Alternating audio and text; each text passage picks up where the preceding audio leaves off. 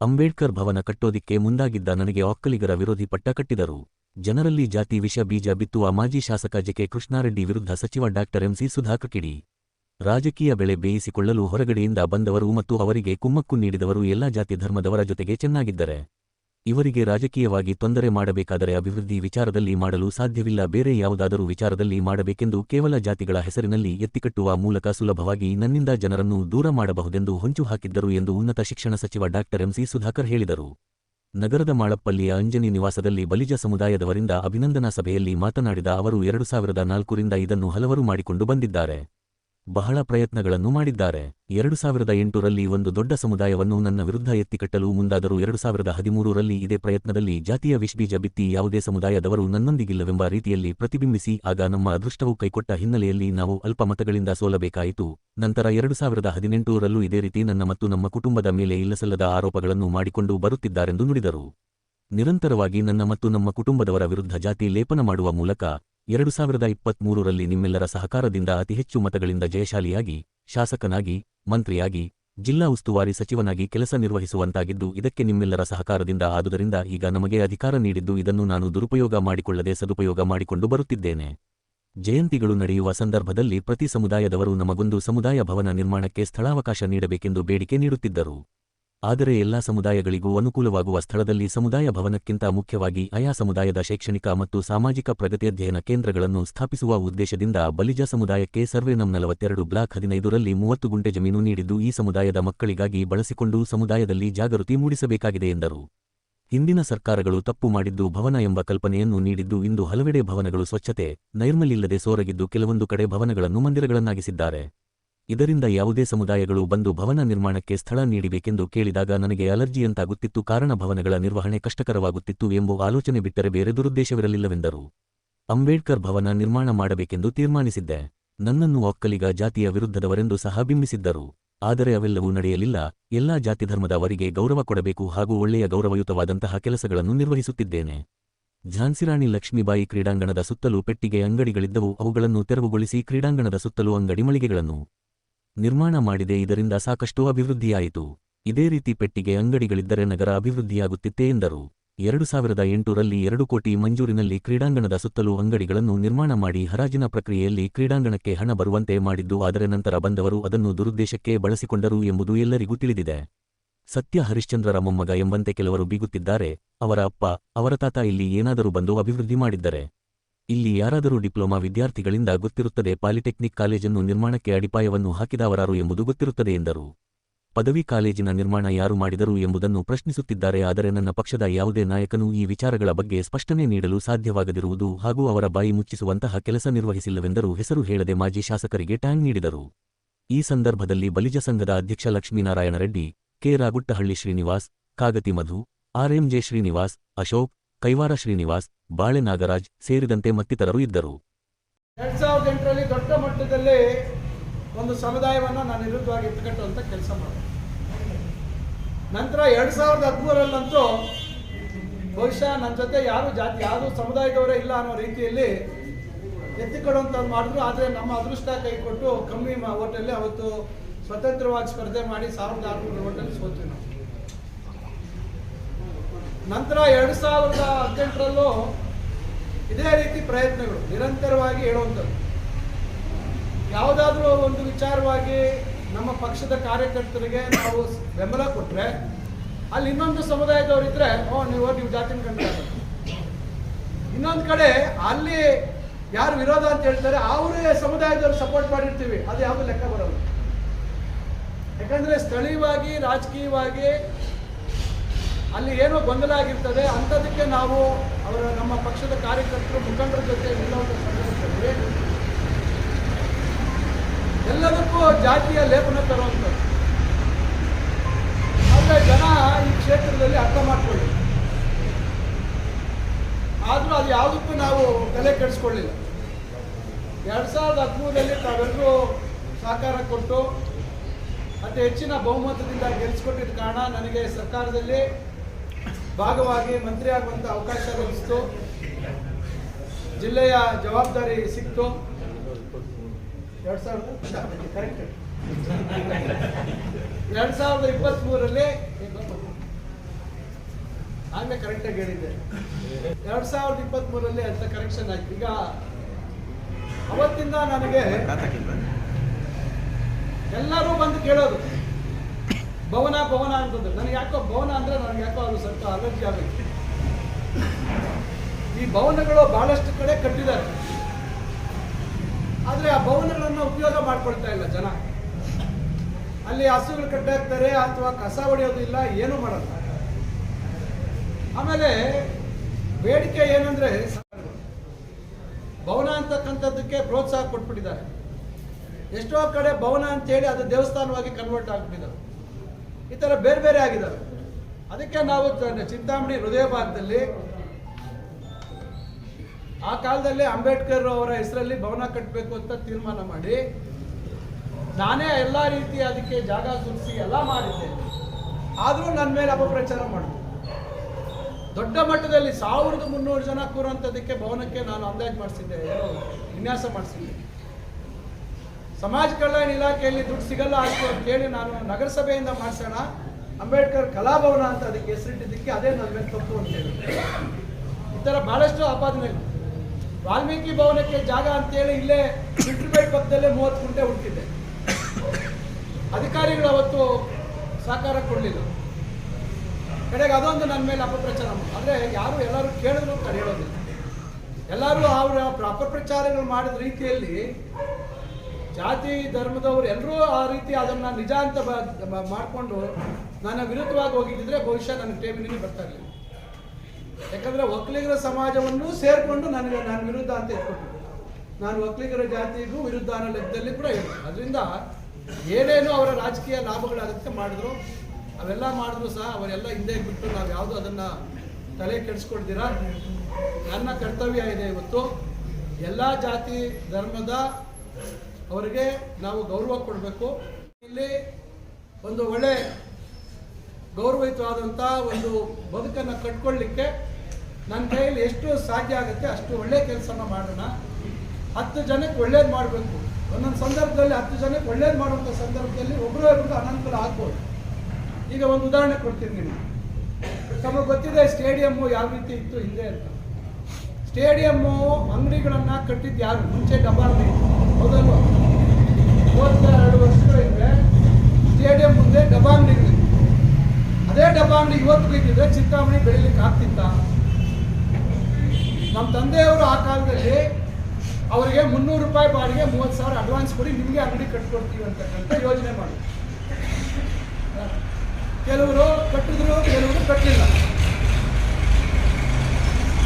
94ರ ಚುನಾವಣೆಯಲ್ಲಿ ಅವರೆಲ್ಲ ಎತ್ಕಟ್ಟಿದ್ರು, ಇವರೆಲ್ಲ ನಿಮ್ಗೆ ತೊಂದರೆ ಮಾಡಿಬಿಟ್ರು, ನಿಮ್ಮ ಡಬ್ಬ ಅಂಗಡಿ ತೆಗೆದುಬಿಟ್ರು ಅಂತ ವಿರುದ್ಧವಾಗಿ ಓಟ್ ಹಾಕ್ಬೇಕಂತ ಮಾಡಿದ್ರು 94ನೇ ಇಸ್ವಿಯಲ್ಲಿ. ಅದನ್ನ ಮುಂದುವರೆದು 100 ಅಂಗಡಿಗಳೇನಿತ್ತು, ನಾವು ಉಳಿದಂಥ ಅಂಗಡಿಗಳನ್ನು ನಾನು 2008ರಲ್ಲಿ 2.5 ಕೋಟಿ ಮಂಜೂರು ಮಾಡಿಸಿ ನಾವು ಉಳಿದಂಥ ಅಂಗಡಿಗಳನ್ನು ಕಟ್ಟುವಂಥದ್ದು ಮಾಡಿ ಸ್ಟೇಡಿಯಂಗೆ ಟ್ರ್ಯಾಕ್ ಇರಲಿಲ್ಲ. ನಿಮ್ಗೆ ಗೊತ್ತಿದೆ, ಮಳೆ ಬಂದರೆ ನೀರು ನಿಲ್ತಾ ಇತ್ತು. ಪೆವಿಲಿಯನ್ ಯಾವ ರೀತಿ ಇತ್ತು ನಿಮ್ಗೆ ಗೊತ್ತಿದೆ. ಇವೆಲ್ಲ ನೆನಪು ಮಾಡ್ಕೋಬೇಕು.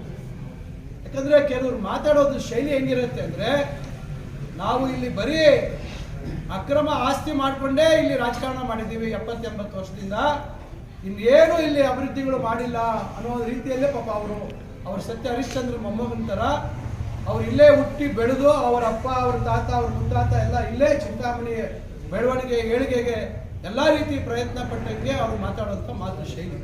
ನಿಮಗೆ ಗೊತ್ತಿದೆ, ಇಲ್ಲಿ ಯಾರಾದರೂ ಡಿಪ್ಲೊಮಾ ಹೋಲ್ಡರ್ಸ್ ಇದ್ದರೆ ಯಾವತ್ತಾಗಿದ್ದು ಚಿಂತಾಮಣಿಯಲ್ಲಿ ಡಿಪ್ಲೊಮಾ ಕಾಲೇಜ್ ಅಂತ.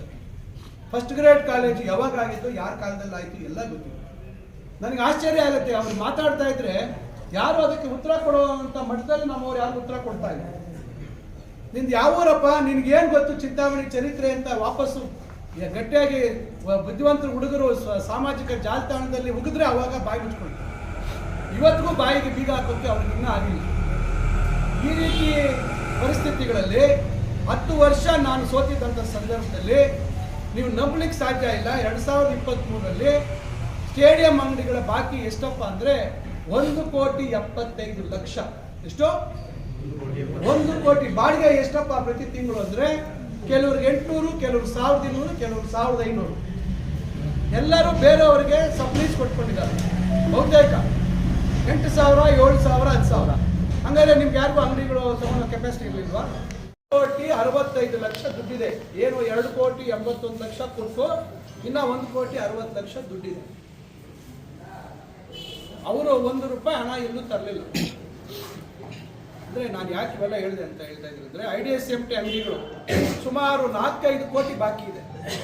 ರೆಕಾರ್ಡ್ ಇಲ್ಲ, ರೆಕಾರ್ಡ್ಸ್ ಇಲ್ಲ ಅದ್ರದ್ದು. ಈಗ ಇನ್ನ 2.5-3 ಕೋಟಿ ಹಾಕ್ಬೇಕು. ಬಹಳಷ್ಟು ಜನ ನಮ್ಗೆ ಬೇಕಾದವರು, ನಮ್ಮ ಅನುಯಾಯಿಗಳದೇ ನಾವು ಅಂಗಡಿಗಳು ಬೀಗ ಹಾಕ್ಸಿದ್ದೀವಿ. ಈಗ IDSMT ಅಕೌಂಟ್ ಅಲ್ಲಿ ಸುಮಾರು 5.5-6 ಕೋಟಿ ರೂಪಾಯಿ ದುಡ್ಡಿದೆ. ಮುನ್ಸಿಪಾಲಿಟಿಯಲ್ಲಿ ನಾನು ಮಂತ್ರಿ ಆದಂತ ಸಂದರ್ಭದಲ್ಲಿ ಅವ್ರು ಯಾರೋ ಗುರುದತ್ತ ಯಾರೋ ಗುರು ರಾಘವೇಂದ್ರ ಗುರು ಅಂತ 8,000 ರೂಪಾಯಿ ಬಿಟ್ಟು ಹೋಗಿದ್ರು. ಎಷ್ಟು? 8,000 ರೂಪಾಯಿ ಅಕೌಂಟ್ ಅಲ್ಲಿ ಬಿಟ್ಟು ಹೋಗಿದ್ರು. ಇವತ್ತು 6.5-7 ಕೋಟಿ ರೂಪಾಯಿ ಇವತ್ತು ಮುನ್ಸಿಪಾಲಿಟಿ ಅಕೌಂಟ್ ಅಲ್ಲಿ ದುಡ್ಡು. ಇಡೀ ಜಿಲ್ಲೆಯಲ್ಲಿ ಯಾವ ಮುನ್ಸಿಪಾಲಿಟಿ ಇಷ್ಟು ದುಡ್ಡು? ಈ ತರ ಹೆಂಗೆ ಬದಲಾವಣೆ ಆಯಿತು? ನಾನು ಯಾಕೆ ಇದೆಲ್ಲ ಹೇಳ್ಕೊಂಡು ಬಂದೆ ಅಂದರೆ, ಇನ್ನು ಹೇಳ್ಕೊಳ್ಳೋದು ಭಾಳಷ್ಟಿದೆ, ಈಗ ಸಮಯ ಜಾಸ್ತಿ ಆಗಿದೆ. ನಾವು ಕೆಲವು ಸಂದರ್ಭದಲ್ಲಿ ಕಠಿಣವಾದಂಥ ತೀರ್ಮಾನ ಮಾಡಬೇಕಾಗುತ್ತೆ. ಈಗ ರಸ್ತೆ, ಬೆಂಗಳೂರು ರಸ್ತೆ ಕನಸೋದು. ನಾನು ಅವಾಗ ಸೋತ್ಬಿಟ್ಟೆ. ಕೇಶಿಪಲ್ಲಿ ಮಾಡಿಸೋಣ ಅಂತ ಪ್ಲಾನ್ ಮಾಡಿದ್ದೆ. ಸೋತ್ಬಿಟ್ಟಿದ್ದಕ್ಕೆ ಅಧಿಕಾರಿಗಳು ಸಹಕಾರ ಕೊಡಲಿಲ್ಲ.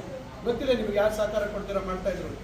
ಒಂದಿನ ಅಧಿಕಾರಿಗಳನ್ನ ನಾನು ಸೋತಾಗ ಕರ್ಕೊಂಡ್ಬಂದ್ರೆ ಆಮೇಲೆ ಗಲಾಟೆ ಮಾಡಿದೆ. ಏನ್ರಿ XML ಯಾಕಂದ್ರೆ ಹೋಗ್ತೀರಾ? ನಾನು ಹೇಳಿದೆ ಆಫೀಸರ್ಸ್ಗೆ, ನನಗೂ ದೇವ್ರ ಮುಂದೆ ಅವಕಾಶ ಕೊಡ್ತಾನೆ, ಅವತ್ತು ನಾನು ಮಾಡ್ತೀನಿ, ನನ್ನ ಕನಸೇನಿದೆ ಅದು ಮಾಡೇ ಮಾಡ್ತೀನಿ. 8 ಕೋಟಿಯಲ್ಲಿ ದಲಿತ ಸ್ಕೀಮಲ್ಲಿ ಶುರು ಮಾಡಿದ್ವಿ. ಈಗ ಸಾಕಾಗಲ್ಲ, ಇನ್ನೂ ಅಗಲ ಆಗ್ತಾ ಇದೆ ಅಂತೇಳಿ. ಯಾಕಂದರೆ ಇದು ಪದೇ ಮಾಡೋಕ್ಕಾಗಲ್ಲ. ಈಗ ಇನ್ನೂ ನಾನು ಇವತ್ತು ಮುಖ್ಯಮಂತ್ರಿಗಳ ವಿಶೇಷ ಅನುದಾನದಲ್ಲಿ 7.5 ಕೋಟಿ ಕೊಡ್ತಾ ಇದ್ದೆ. 7,13,18 ಲಕ್ಷ ಕೊಡ್ತಾ ಇದ್ದೆ. ಪೂರ್ತಿ PCR ಕಾಂಪ್ಲೆಕ್ಸ್ ಅವರು ಎಲ್ಲೆಲ್ಲಿ ಜಾಗ ಸಿಗುತ್ತೆ, ಅವಕಾಶ ಸಿಗುತ್ತೆ, ಪೂರ್ತಿ ವಿಸ್ತೀರ್ಣ ಮಾಡಿ, ಫುಟ್ಪಾತ್ ಮಾಡಿ, ಪಾರ್ಕಿಂಗ್ ವ್ಯವಸ್ಥೆ ಮಾಡಿ, ಲೈಟ್ಸ್ ಹಾಕ್ತೀವಿ, ಹೊಸ ಲೈಟ್ಸ್ ಹಾಕ್ತೀವಿ, ಸೆಂಟ್ರಲ್ ಲೈಟ್ ಹಾಕ್ತೀವಿ, ಸೈಡಲ್ಲಿ ಲೈಟ್ ಹಾಕ್ತೀವಿ, ಗಿಡಗಳು ಉಳಿಸ್ತೀವಿ, ಇವೆಲ್ಲ ಮಾಡ್ತೀವಿ. ಇದೆಲ್ಲ ಯಾರು ಕೆಲಸ ಮಾಡ್ತಾ ಇದ್ದೀವಿ? ಈ ರೀತಿ ಭಾಳಷ್ಟು ಕೆಲಸಗಳು ಮಾಡ್ತಾ ಇದ್ದೀವಿ. ಈಗ ಆಸ್ಪತ್ರೆ, ಇನ್ನೊಂದು ಮತ್ತೊಂದು ನಾನು ಹೇಳ್ಕೊಂಡು ಹೋಗೋಕ್ಕಾಗಲ್ಲ, ಈಗ ಹೇಳೋಕ್ಕೆ ಹೋಗಲ್ಲ. ಈಗ ನಾನು ಇವೆಲ್ಲ ಯೋಚನೆ ಮಾಡಿ ಅಂಬೇಡ್ಕರ್ ಅವರು ಪ್ರಾರಂಭ ಮಾಡಿದ್ರು. 350 ಜನ ಕೂರಕ್ಕೆ ಮಾಡಿ ಕೇವಲ 3-4 ಕೋಟಿಗೆ 3.25 ಕೋಟಿ ಖರ್ಚು ಮಾಡಿದ್ರೆ ಇನ್ನು 75 ಲಕ್ಷ ಬಾಕಿ ಇದೆ. ನೀವು ಬಹುಶಃ ಯಾರನ್ನ ಒಳಗೋಗಿ ನೋಡ್ಕೊಂಡು ಬಂದಿದ್ರೇನೋ ಗೊತ್ತಿಲ್ಲ. ನಮ್ಮ ಹತ್ರ ವಿಡಿಯೋ ಇದೆ, ನೆಕ್ಸ್ಟ್ ದಾಖಲೆ ಇದೆ, ಎಲ್ಲ ತೋರಿಸ್ತೀವಿ. ಈಗ ನಾವು 850 ಜನ ಕೂರೋದಕ್ಕೆ ಇವತ್ತು ಬಿಲ್ಡಿಂಗ್ ದೊಡ್ಡದಾಗಿದೆ, ನೋಡಿದ್ದೀರಾ. ಯಾಕಂದರೆ ಕಟ್ಟಿರೋವಂಥ ಸರ್ಕಾರಿ ದುಡ್ಡು ಪೂರ್ತಿ ನಾವು ಹೊಡೆಯೋಕ್ಕಾಗಲ್ಲ. ಇರೋದನ್ನೇ ನಾವು ಯಾವ ರೀತಿ ಹೆಚ್ಚು ಮಾಡೋಕ್ಕೆ ಸಾಧ್ಯ ಇದೆ ಅಂಥೇಳಿ ನಾವು ಅದನ್ನು ಸೀಮಿತವಾಗಿ ಇಲ್ಲೇ ಜಾಗ ಎಲ್ಲ ನಾವು ತಗೊಂಡು ಮಾಡಿ, ಈ ಕಡೆ ತಾಲೂಕು ಆಫೀಸ್ದು ಹಳೆ ಜಾಗ ಅಲ್ಲಿ ಸ್ವಲ್ಪ ಎಕ್ಸ್ಟೆಂಡ್ ಮಾಡಿಕೊಂಡು ಸುತ್ತಲೂ ವೆಹಿಕಲ್ ಓಡಾಡಬೇಕು ಅಂತೇಳಿ ಈ 850 ಹಾಸನ 9 ಕೋಟಿ ಹೆಚ್ಚುವರಿ ಕೊಡಿಸಿದೆ. ಅದು ಸಾಕಾಗ್ತಾ ಇಲ್ಲ ಅಂತೇಳಿ ಈಗ ಮೊನ್ನೆ 5 ಕೋಟಿ 40 ಲಕ್ಷ ಕೊಡಿಸಿದ್ದೀನಿ. ಇನ್ನೂ 50 ಲಕ್ಷ ಒಟ್ಟು 15 ಕೋಟಿ ನಾನೇ ಕೊಡಿಸಿದ್ದೀನಿ. ಈಗಾಗಲೇ ಇಂಟೀರಿಯರ್ಸ್ ಕೆಲಸ ಶುರುವಾಗಿದೆ. ಫೆಬ್ರವರಿ ಮಾರ್ಚ್ ತಿಂಗಳ ಒಳಗಡೆ ಪೂರ್ಣ ಆಗಬೇಕು. ದೊಡ್ಡದಾಗಿ ಕಾರ್ಯಕ್ರಮ ಮಾಡಿ ಅದನ್ನು ಎಲ್ಲರಿಗೂ ಲೋಕಾರ್ಪಣೆ ಮಾಡಬೇಕು ಅಂತ ಉದ್ದೇಶ ಇದೆ. ಇಷ್ಟು 850 ಶಿಫ್ಟ್ ಮಾಡಿದಾಗ ಇನ್ನು ಎಲ್ಲ ಸಮುದಾಯಗಳು ನಮ್ಮ ಭವನ ಅಂತೇಳಿ ಮಾಡಕ್ಕೆ ಹೋದ್ರೆ, ಈ ಭವನನೇ ಅಂಬೇಡ್ಕರ್ ಭವನ ಕಟ್ಟುವಂಥದ್ದೇ ಬಹುಶಃ ವರ್ಷಕ್ಕೆ ಒಂದು 20 ದಿವಸ 30 ದಿವಸ ಅಥವಾ ಅಮ್ಮ ಅಂದರೆ ಒಂದು 3-4 ತಿಂಗಳು ಉಪಯೋಗ ಬರ್ಬೋದು. ಮಿಕ್ಕಿದ ದಿವಸ ಬೀಗ ಹಾಕಿರ್ತದೆ. ಹೌದಲ್ವ? ಕಾಲೇಜ್ ಕಾರ್ಯಕ್ರಮ, ವೈಯಕ್ತಿಕ ಕಾರ್ಯಕ್ರಮ ಎಷ್ಟೇ ಮಾಡಲಿ, ಏನೇ ಕಾರ್ಯಕ್ರಮ ಮಾಡಲಿ ಅಷ್ಟೇ. ಆ ಒಂದು ಭವನಕ್ಕೆ ನೀವು ಜನ ಉಪಯೋಗ ಎಲ್ಲ ಜಾತಿ ಧರ್ಮದವರು ಭವನ ಅಂತ ಕಟ್ಕೊಂಡು ಹೋದ್ರೆ ಏನಾಗುತ್ತೆ ಅಂತಕ್ಕಂಥದ್ದನ್ನ ಯೋಚನೆ ಮಾಡಿ ನಾನು ಇದನ್ನ ಶೈಕ್ಷಣಿಕ ಹೇಳಿ ಇವತ್ತು ಇದನ್ನ ಮಾಡಬೇಕು ಅಂತ ಹೇಳ್ಬಿಟ್ಟು ಎಲ್ಲ ಜಾತಿಯವರಿಗೂ ಕೊಡಬೇಕು ಅಂತ ಹೇಳಿ ನಾವು ಇದನ್ನ ಶೈಕ್ಷಣಿಕ ಮತ್ತು ಸಾಮಾಜಿಕ ಅಧ್ಯಯನ ಕಲಿಕಾ ಕೇಂದ್ರ. ನಿಮ್ಗೆ ಗೊತ್ತಿದೆ, ಈಗ ಮಕ್ಕಳು ಇವತ್ತು ಓದುವಂಥ ಮಕ್ಕಳಿಗೆ ಇವತ್ತಿನ ತಂತ್ರಜ್ಞಾನ, ಇವತ್ತು ಆರ್ಟಿಫಿಷಿಯಲ್ ಇಂಟೆಲಿಜೆನ್ಸು, ಡಿಜಿಟಲ್ ಲೈಬ್ರರಿ, ಇವೆಲ್ಲ ತಂತ್ರಜ್ಞಾನವನ್ನು ಕೊಡುವಂಥದ್ದು. ಇವತ್ತು IAS IPS ಕೋಚಿಂಗ್, ಇವೆಲ್ಲ ಬೇರೆ ಬೇರೆ ರೀತಿಯಾದಂಥ ಕೋಚಿಂಗ್ ವ್ಯವಸ್ಥೆಗಳು.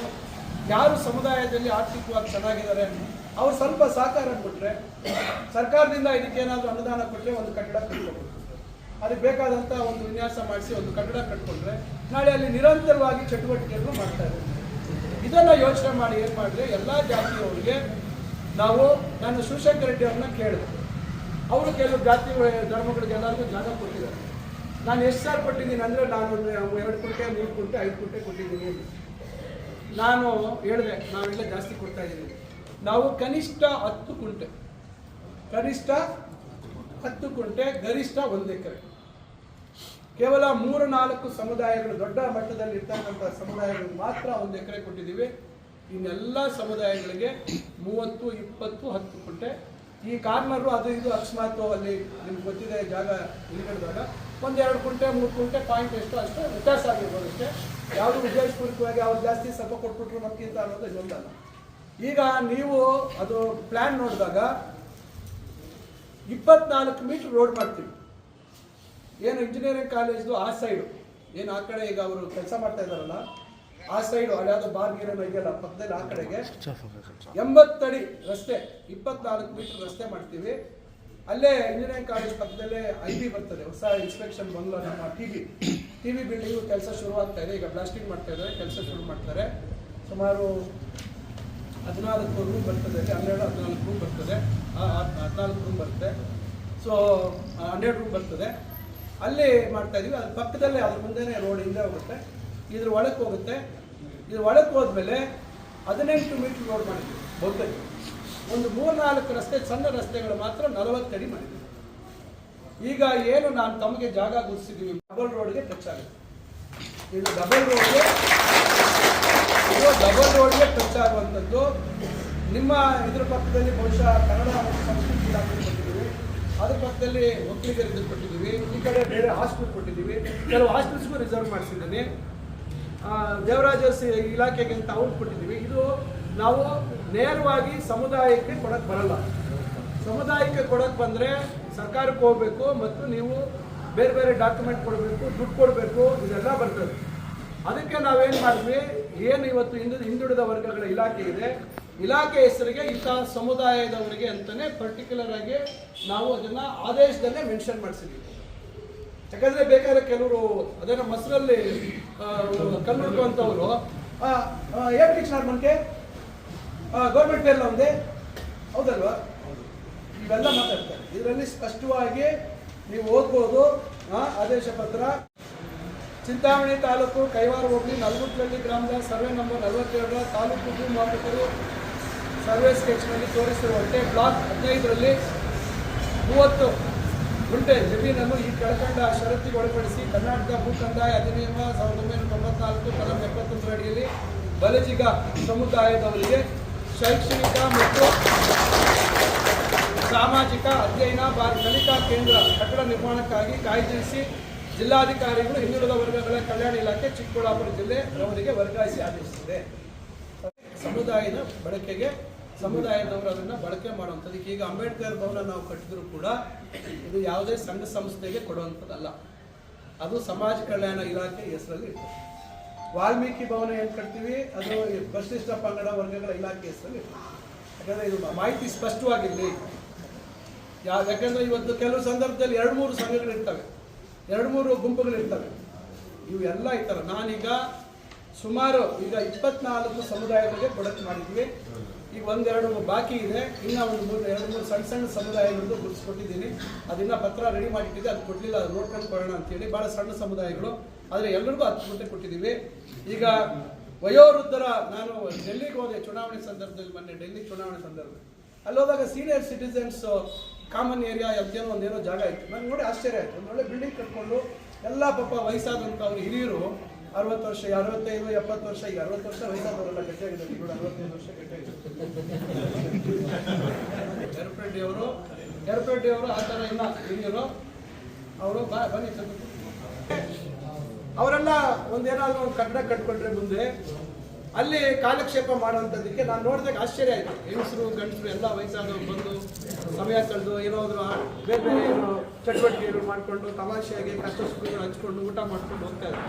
ಅಲ್ಲಿ ಯೋಚನೆ ಮಾಡಿದೆ, ಅಲ್ಲೇ ತಕ್ಷಣ ನಾಪ್ಕೊ ಬಂದು ಬರ್ಕೊಂಡೆ, ಇದಕ್ಕೊಂದು ಏನು ಸಿನಪೊಳ್ಳ ಅಂತ ವಹಿಸ್ಬೇಕೆ 78. ಹಾಂ, ಇವಾಗ ಸೀನಪ್ಪನವರು ಅಂತಂಥವ್ರು ಪಾಪ ನಮ್ಮ ಎಚ್ ಡಿ ಶ್ರೀನಿವಾಸ್ ಅವರು ನಿರಂಜನ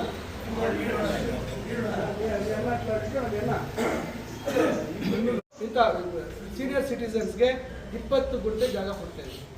20 ಗುಂಟೆ ಜಾಗ ಅವರಿಗೆ ಒಂದು ಕಾರ್ನರ್ ಪ್ಲೇಸ್ ಕೊಡ್ತಾ ಇದ್ದೀವಿ. ಆಮೇಲೆ ಕುರುಬ ಸಮುದಾಯಕ್ಕೆ 33 ಗುಂಟೆ ಕೊಡ್ತೀವಿ. ಈಗ ಅದೇ ಈ ಕಾರ್ನರ್ಗೆ ಏನಾದ್ರು ಸಿಕ್ಕಿರೋದು. ಬೆಸ್ತರ ಸಮುದಾಯಕ್ಕೆ 10 ಗುಂಟೆ ಕೊಟ್ಟಿದ್ದೀವಿ. ಅಗಸರು ದೋಬಿ ಸಮುದಾಯ 10 ಗುಂಟೆ ಕೊಟ್ಟಿದ್ದೀವಿ. ಕುಂಬಾರ ಸಮುದಾಯ 10 ಗುಂಟೆ ಕೊಟ್ಟಿದ್ದೀವಿ. ಪದ್ಮಶಾಲಿ ಸಮುದಾಯ ಅದೊಂದು ಕಾರ್ನರ್ ಬರ್ತದೆ 11.12 ಗುಂಟೆ ಆಗಿದೆ.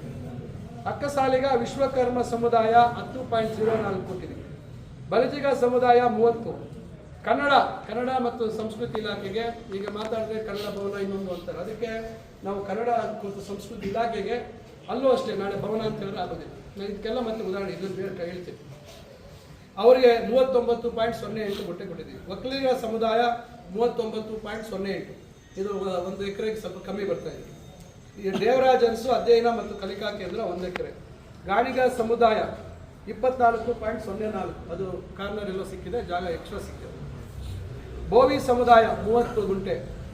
ಬಾಬು ಜಗಜೀವನ್ ರಾಮ್ ರವರ ಅಧ್ಯಯನ ಮತ್ತು ಕಲಿಕಾ ಕೇಂದ್ರ 1 ಎಕರೆ. ಗೊಲ್ಲ ಯಾದವ ಸಮುದಾಯ 30 ಗುಂಟೆ. ಮುಸ್ಲಿಂ ಸಮುದಾಯ 1 ಎಕರೆ 9 ಗುಂಟೆ. ಈಡಿಗ ಸಮುದಾಯ 10 ಗುಂಟೆ. ಕ್ರೈಸ್ತ ಸಮುದಾಯ 10. ಈಗ ಆರ್ಯವೈಶ್ಯ ಸಮುದಾಯಕ್ಕೆ 30 ಗುಂಟೆ ಕೊಡಿಸ್ತಾ ಇದ್ದಾರೆ. ಅದು ಯಾವ ಹೆಸರು ಕೊಡಬೇಕು ಅನ್ನೋದು ಸ್ವಲ್ಪ ಗೊಂದಲ ಆಯಿತು, ಅದೀಗ ಇವತ್ತು ನಾಳೆ ಕ್ಲಿಯರ್ ಆಗಿದೆ. ಆಮೇಲೆ ಬ್ರಾಹ್ಮಣ ಸಮುದಾಯಕ್ಕೆ 20 ಗುಂಟೆ ಕೊಡಿಸ್ತಾ ಇದ್ದಾರೆ. ಈಗ ಕೊರಚ ಸಮುದಾಯಕ್ಕೂ 10 ಗುಂಟೆ ಕೊಡಿಸ್ತಾ ಇದ್ದಾರೆ. ಇನ್ನೂ ಒಂದು 2-3 ಸಮುದಾಯಗಳು ಗುರುತಿಸಿದ್ದೀವಿ. ಈಗೆಲ್ಲ ಈ ಥರ ಮಾಡಿ ಇಷ್ಟು ದೊಡ್ಡ ಮಟ್ಟದಲ್ಲಿ ಇಷ್ಟು ಜಮೀನು ಕೊಡ್ತಾ ಇದ್ದೀವಿ. ಇದ್ರ ಜೊತೆಗೆ ಏನು ಮಾಡಿದ್ದೀವಿ, ಸುಮಾರು ಇಂದ 3-4 ಪ್ಲಾಟು ನಾವು ಹಾಸ್ಟೆಲ್ ಬಿಲ್ಡಿಂಗ್ ಕಟ್ಟೋದಕ್ಕೆ ಮುಂದೆ, ಯಾಕಂದ್ರೆ ಅಲ್ಲಿ ಇಂಜಿನಿಯರಿಂಗ್ ಕಾಲೇಜು ITI ಇನ್ನು ಬೇರೆ ಎಲ್ಲ ಬರುವಂಥ ಕಾರಣದಿಂದ ಅಲ್ಲಿ ವಸತಿ ನಿಲಯಗಳಾದರೆ ಒಳ್ಳೆಯದು ಮಕ್ಕಳಿಗೆ ಅಂತೇಳಿ ಅದಕ್ಕೂ ಸ್ವಲ್ಪ ರಿಸರ್ವ್ ಮಾಡಿಸಿದ್ದೀನಿ ಜಾಗ. ಮತ್ತು ಸೆಂಟ್ರಲ್ಲಿ ಮೇಲ್ಗಡೆ ಒಂದು ಕಡೆ 3 ಎಕರೆ ಜಾಗ ರಿಸರ್ವ್ ಮಾಡಿದ್ದೀವಿ. ಅಲ್ಲೇ ಒಂದು ಪ್ಲ್ಯಾನ್ ಮಾಡ್ತಾ ಇದ್ದೀವಿ, ಓಪನ್ ಏರ್ ಥಿಯೇಟರ್ ಅಂತ ಮಾಡೋದು. ಸುಮಾರು ನೋಡೋಣ ಅದು 3 ಎಕರೆಯಲ್ಲಿ ಯಾವ ರೀತಿ ವಿನ್ಯಾಸ ಮಾಡೋಕ್ಕೆ ನನಗೆ ಪ್ರಕಾರ ಸುಮಾರು ಒಂದು 2-3 ಸಾವಿರ ಜನ ಕೂರುವಂಥದ್ದಕ್ಕೆ ಪ್ಲ್ಯಾನ್ ಮಾಡ್ತಾ ಇದ್ದೀವಿ.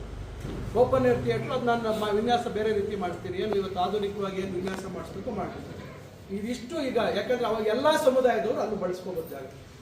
ಒಬ್ಬೊಬ್ಬರು ಒಂದೊಂದು ಕಟ್ಟೋಬಾರ್ದು. ಅದು ಒಂದು ಕಡೆ ಇದ್ದರೆ ನಾಳೆ ಅಲ್ಲಿ 18 ಮೀಟರ್ ರೋಡ್ ಇರ್ತದೆ, ಡಬಲ್ ರೋಡ್ ಇರ್ತದೆ. ಅಲ್ಲಿ ಪಾರ್ಕಿಂಗ್ ಜಾಗ ಇದೆ, 1 ಎಕರೆ ಪಾರ್ಕಿಗೆ ಕೊಟ್ಟಿದ್ದೀನಿ, ಪಾರ್ಕಿಗೆ 1 ಎಕರೆ ರಿಸರ್ವ್ ಮಾಡಿದ್ದೀನಿ. ಈ ಥರ ಎಲ್ಲ ನಾವು ಮಾಡಿದ್ದೀವಿ. ಆಮೇಲೆ ಈಗಾಗಲೇ ನಾನು 15 ಕೋಟಿ ರೂಪಾಯಿ ನಾವು ಲೋಕೋಪಯೋಗಿ ಇಲಾಖೆ ಸಚಿವರಿಗೆ ಬೇಕು ಅಂತ ರಸ್ತೆ ಮಾಡಬೇಕು ಅಂತ ಕೇಳ್ತಾ ಇದ್ದೀವಿ. ಇನ್ನೂ ಅದಕ್ಕೆ ಸಾಕಾಗಲ್ಲ, ಯಾಕಂದರೆ ನಿಮ್ಗೆ ಗೊತ್ತಿದೆ ನಾವು ಬರೀ ರೋಡ್ ಮಾಡೋದ್ರೆ ಆಗಲ್ಲ, ಡ್ರೈನೇಜ್ ಸಿಸ್ಟಮ್ ಮಾಡಬೇಕು, ಎಲೆಕ್ಟ್ರಿಕ್ ಕರೆಂಟ್ ಕೊಡಿಸ್ಬೇಕು, ವಾಟರ್ ಲೈನ್ಸ್ಗೆ ವ್ಯವಸ್ಥೆ ಮಾಡಬೇಕು, ಇವೆಲ್ಲ ಮಾಡಬೇಕು. ಅದರಿಂದ 24 ಮೀಟ್ರಲ್ಲಿ ಯೋಚನೆ ಮಾಡಿ, ಎಲ್ಲೂ ಇಲ್ಲ ಚಿಂತಾಮಣಿ 80 ಅಡಿ ರಸ್ತೆ, 24 ಮೀಟ್ರಲ್ಲಿ 80 ಅಡಿ ರಸ್ತೆ. ಇವೆಲ್ಲ ನಾನು ಮಾಡ್ಬೋದಾಗಿತ್ತು, 50 ಅಡಿ ರಸ್ತೆ ಮಾಡ್ಬೋದಾಗಿತ್ತು. ಕ್ಲಿಯರ್ ಆಗಿ ಪಿಕ್ಚರ್ ಸಿಗುತ್ತೆ, ಎಲ್ಲೆಲ್ಲಿ ಏನೇನು ಲೆವೆಲ್ಸ್ ತೊಗೋಬೇಕು ತಗೊಳ್ತೀವಿ. ಈಗ ಇಂಜಿನಿಯರಿಂಗ್ ಕಾಲೇಜ್ ಬರ್ತಾ ಇದ್ದಾರೆ, ನೋಡ್ತಾ ಇದ್ದಾರೆ ಯಾವ ಥರ ಲೆವೆಲ್ಸ್ ಬರ್ತಾ ಇದೆ. ಇಲ್ಲೂ ಅದೇ ರೀತಿ ರೋಡ್ ಮಾಡಿದಾಗ ಡಿಫ್ರೆಂಟ್ ಲೆವೆಲ್ಸಲ್ಲಿ ಇರ್ತದೆ. ಇವೆಲ್ಲ ಬೇರೆ ಕಡೆ ನೀವು ನಾರ್ತ್ ಈಸ್ಟ್ ಹೋಗಿರ್ತೀರ, ಅಸ್ಸಾಮು, ಸಿಕ್ಕಿಮು, ಇವೆಲ್ಲ ಯಾರನ್ನ ಹೋಗಿದ್ರೆ ಗೊತ್ತಿರ್ತದೆ ನಿಮಗೆಲ್ಲ ಬೆಟ್ಟ ಗುಡ್ಡಗಳಲ್ಲಿ ಹೆಂಗಿರ್ತಾವೆ ಮನೆಗಳು ಅಂತೆಲ್ಲ. ಇಲ್ಲೂ ಅಷ್ಟೇ, ನಾವು ರೋಡೆಲ್ಲ ಮಾಡಿದ್ಮೇಲೆ ಒಂದೊಂದು ಲೆವೆಲ್ ಒಂದೊಂದು ಸ್ಟೇಜಲ್ಲಿ ಇರ್ತದೆ. ಅದನ್ನು ಬಳಸ್ಕೊಂಡೇ ನಾವು ಬಿಲ್ಡಿಂಗ್ ಕಟ್ಬೋದು. ಇವತ್ತು ನಾವು IB ಕಟ್ತಾ ಇರೋದು ಹಂಗೆ ಸ್ಟೆಪ್ ಬೈ ಸ್ಟೆಪ್ಪೇ ಕಟ್ತಾ ಇದ್ದೀವಿ. ಇವೆಲ್ಲ ನಾಳೆ ಆರ್ಕಿಟೆಕ್ಚರಲ್ ಮಾನ್ಯುಮೆಂಟ್ಸ್ ಆಗುತ್ತೆ. ಇವೆಲ್ಲ ನಾಳೆ ಯಾರಾದ್ರು ಭವಿಷ್ಯತ್ತು ಭಾಳ ಫ್ಯೂಚರ್ ನೋಡಿದಾಗ ನಮ್ಮ 20-30-40 ವರ್ಷಕ್ಕೆ ನೋಡಿದಾಗ ಏನಪ್ಪ ಇಷ್ಟೆಲ್ಲ ಚೆನ್ನಾಗಿ ಮಾಡಿದ್ದಾರೆ, ಇದೆಲ್ಲ ಹಿಂಗೆಲ್ಲ ವಿನ್ಯಾಸ ಮಾಡಿದ್ದಾರೆ. ಅದರಿಂದ ಇನ್ನೂ ಬೇರೆ ಎಲ್ಲ ಪ್ರಯತ್ನಗಳು ಮಾಡ್ತಾ ಇದ್ದೀವಿ. ಈಗ ಆಸ್ಪತ್ರೆ ಉನ್ನತೀಕರಣ ಆಗಬೇಕು. ಆಸ್ಪತ್ರೆ ಇವತ್ತು ಸ್ವಾಮೀಜಿಯವರು ನೋಡೋಕ್ಕೆ ಬಂದರು, ಅವ್ರಿಗೆ ಆಶ್ಚರ್ಯ ಆಯಿತು, ಇಷ್ಟು ಪೇಷಂಟ್ ಇದ್ದಾರೆ ಅಲ್ಲಿ. ಅದೇ ಅಲ್ಲಿ ಇರ್ತಕ್ಕಂಥ ವ್ಯವಸ್ಥೆನ ನಾವು ಒಂದು ಕಾರ್ಪೊರೇಟ್ ಆಸ್ಪತ್ರೆ ರೀತಿಯಲ್ಲಿ ಮಾಡಿದ್ರೆ ಮುಂದೆ ಬಹುಶಃ ಯಾರೂ ಖಾಸಗಿ ಆಸ್ಪತ್ರೆಗೆ ಹೋಗೋದಿಲ್ಲ. ಯಾರಾದರೂ ಡಾಕ್ಟ್ರಿಗೆ ಇಟ್ಟಿದ್ರೆ ಮಕ್ಕಳಿದ್ರೆ ದಯವಿಟ್ಟು ನಮ್ಗೆ ಬೇಕು ಬರುತ್ತೆ. ಯಾಕೆಂದರೆ ಇವತ್ತು ವೈದ್ಯಕೀಯ ಒಂದು ಸೌಲಭ್ಯ ಇದೆಯಲ್ಲ, ಇವತ್ತು ಕಣ್ಣಲ್ಲಿ ರಕ್ತ ಬರ್ತದೆ, ಕೆಲವು ಸಂದರ್ಭದಲ್ಲಿ ನೀರೆಲ್ಲ ಬರೋದು ರಕ್ತ ಬರ್ತದೆ. ಆ ರೀತಿ ಕಷ್ಟದ ಪರಿಸ್ಥಿತಿಗಳಲ್ಲಿ ಇವತ್ತು ಜನ ಸಿಗಬೇಕು.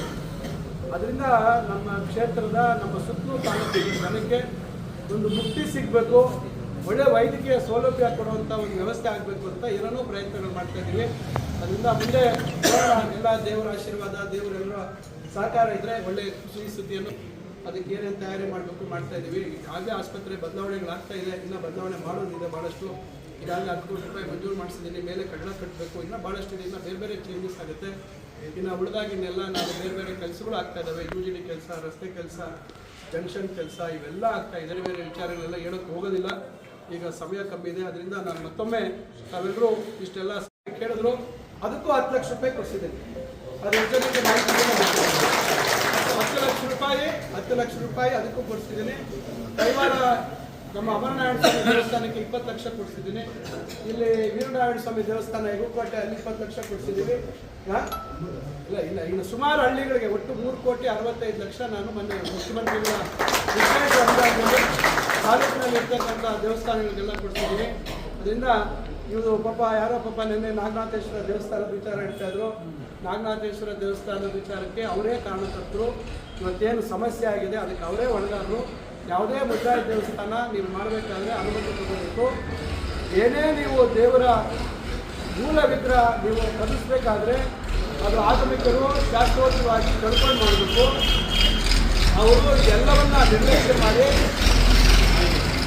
ನಿರ್ಲಕ್ಷ್ಯ ಮಾಡಿ ಏನು ತಹಸೀಲ್ದಾರು ಖಜಾಂಚಿ ಆಗಿರ್ತಾರೆ, ಅಕೌಂಟಲ್ಲಿ 1 ರೂಪಾಯಿಯೂ ಹಾಕ್ದಿರಾ, ಯಾರು ದುಡ್ಡು ಕೊಟ್ಟರೋ ಏನೋ ನೇರವಾಗಿ ಅವರೇ ಅದನ್ನು ಖರ್ಚು ವೆಚ್ಚಗಳು ಯಾವುದೂ ಇಲ್ಲ, ಏನು ಖರ್ಚಾಗಿದೆ ಎಷ್ಟು ಬಂದಿದೆ ಹೋಗಿದೆ ಅನ್ನೋದು ಮಾಹಿತಿ ಇಲ್ಲ, ಅಕೌಂಟಲ್ಲಿ 0 ಬ್ಯಾಲೆನ್ಸು, ದೇವರ ಮೂರ್ತಿಯನ್ನು ಕೆಳಗೆ ಬಿಟ್ಬಿಟ್ಟು ಇದನ್ನು ಎತ್ತರ ಮಾಡಿಬಿಟ್ಟಿದ್ದಾರೆ. ಇದಕ್ಕೆ ಕೆಲವರು ವಿರೋಧ ಮಾಡಿದಾಗ ಮುಜರಾಯಿ ಇಲಾಖೆಯವರು ಬಂದು ಆಗಮಿಕ ಇವರು ಬಂದು ಅವರು ಇನ್ಸ್ಪೆಕ್ಷನ್ ಮಾಡಿ ಇದು ಟೋಟಲಿ ಇದು ತಪ್ಪು, ಇದಕ್ಕೆ ತಪ್ಪು ಮಾಡಿದ್ದಾರೆ ಅಂತೇಳಿ ಅವರು ಹೇಳಿದ ಮೇಲೆ ಅದನ್ನು ಇದು ಮಾಡುವಂಥದ್ದಾಗಿದೆ. ಮತ್ತು ಹೊಸ ಕಮಿಟಿ ಸರ್ಕಾರ ಬದಲಾದ ಮೇಲೆ ಕಮಿಟಿ ಬದಲಾಗುತ್ತೆ.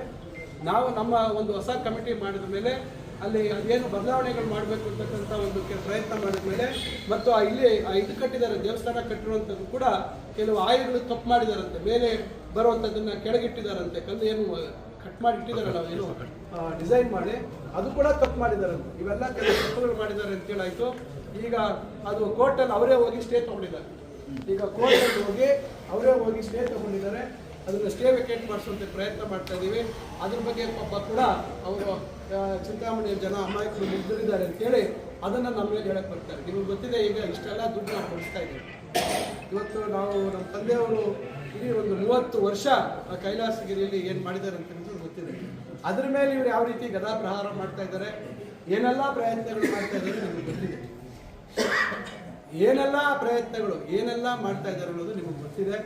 ಅದರಿಂದ ಇವತ್ತು ಜನ ತಿಳುವಳಿಕೆ ಬುದ್ಧಿವಂತರಿದ್ದಾರೆ. ಇವತ್ತು ಯಾರು ಏನಕ್ಕೆ ಮಾಡ್ತಾ ಇದ್ದಾರೆ, ಯಾವ ಕೆಲಸಗಳು ಯಾವ ಉದ್ದೇಶದಿಂದ ಮಾಡ್ತಾ ಇದ್ದಾರೆ, ಅದು ಸದುದ್ದೇಶ ಇದೆಯಾ ದುರುದ್ದೇಶ ಇದೆಯಾ ಅಂತಕ್ಕಂಥದ್ದು ಸಾರ್ವಜನಿಕರು ಅರ್ಥ ಮಾಡ್ಕೊಳ್ಳುವಂಥ ಶಕ್ತಿ ಇವತ್ತು ದೇವರು ಎಲ್ಲರಿಗೂ ಕೊಟ್ಟಿದ್ದಾರೆ. ಅದರಿಂದ ಪಾಪ ಅವರು ಏನೋ ಅವರೇ ವಿದ್ಯಾವಂತರು, ಇದೆಲ್ಲ ದಡ್ರು ಅಂತಕ್ಕಂಥ ಭಾವನೆಯಲ್ಲಿ ಚಿಂತಾಮಣಿ ರಾಜಕಾರಣ ಯಾವಾಗಲೂ ನಾವು ಹಿಂಗೆ ಮಾಡ್ಬೋದು, ಹೆಂಗೆ ಯಾಮಾರಿಸ್ಬೋದು ಅನ್ನೋವಂಥ ನಿಟ್ಟಿನಲ್ಲಿ ಪ್ರಯತ್ನ ಮಾಡ್ತಾ ಇದ್ದಾರೆ. ಬಹುಶಃ ಆಗ್ತಾ ಇರ್ತಕ್ಕಂಥ ಕೆಲಸಗಳು ನಮ್ಮ ಬದ್ಧತೆ ಮತ್ತು ನಮ್ಮ ಪ್ರಾಮಾಣಿಕತೆ ಬಹುಶಃ ತಾವು ಗಮನಿಸ್ತೀರಾ ಅಂತಕ್ಕಂಥದ್ದು ನನ್ನ ವಿಶ್ವಾಸ. ಅದರಿಂದ ಇವತ್ತು ತಾವೆಲ್ಲರೂ ಹೆಚ್ಚಿನ ಸಂಖ್ಯೆಯಲ್ಲಿ ಬಂದಿದ್ದೀರಾ. ತಮ್ಮೆಲ್ಲರಿಗೂ ಮತ್ತೆ ನನ್ನ ಹೃದಯಪೂರ್ವಕವಾದಂಥ ಧನ್ಯವಾದ.